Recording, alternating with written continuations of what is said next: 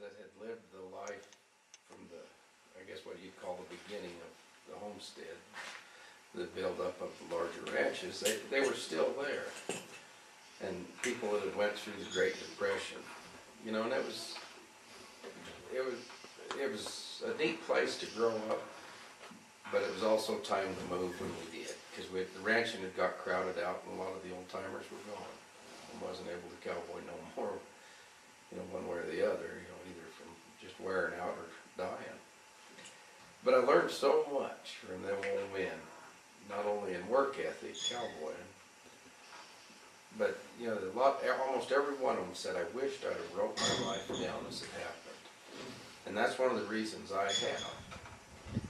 Is when you hear so many of them old people say that as a regret, it's not a regret you want to look back on with yourself and say, I wished I would have done it. You know, all those other guys said it, why didn't I do it? I knew better. But, you know, not only have I wrote my own life down, you know, those real neat stories that those old guys told, I wrote them down as well. A lot of them that I could remember. The lots that I'd heard from my grandfather, uncles and all of that. But through all of that, you know, I started drawing quite a bit, and then it went into trying to put it into color. When I was just a little kid, and I got a lot of support from people on it, because it wasn't that good, but they told me it was. And when you're a little kid, that's flattering, and if somebody keeps telling you you're doing something good, you push harder to do better. And through the years, that support continued from people. You know, my folks were wonderful about it. And, you know, a lot of the key people in my life really pushed me on that deal. And thank God they did, because, you know, I've been injured so much cowboying in my life. And my Lord, I've had 18 broken bones. And you know, some of those, you just don't keep working with. You know, it's kind of, there's a little difference between working with a broken finger or working with a broken leg. You know, you got to have something else you're able to do. And then as time went on, I kept just pushing more and more toward the artwork when I could. And I was getting, cowboy is a young man's deal.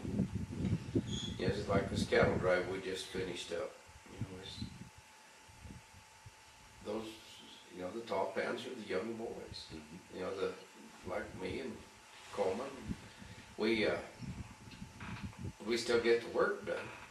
We just don't do it as energetic as them boys do.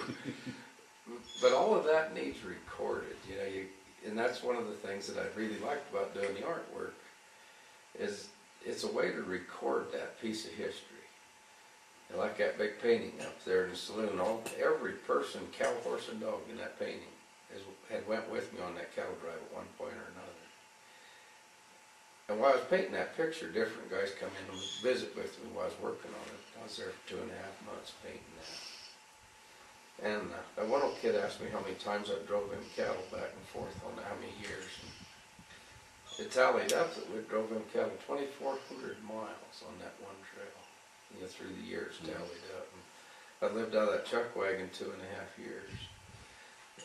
One of the things I got thinking about was a lot of the cowboys in those paintings, say like Charlie Russell did, and Remington, and Farney, and a lot of the past Western artists, that's the only record of some of them people's existence. If people even know who they are in the paintings. But those paintings, those pictures were real people and real horses that were in Charlie Russell's life and Remington's. And it's the same thing now, because a lot of these boys here, you know, they don't get out in the public, you know, and socialize.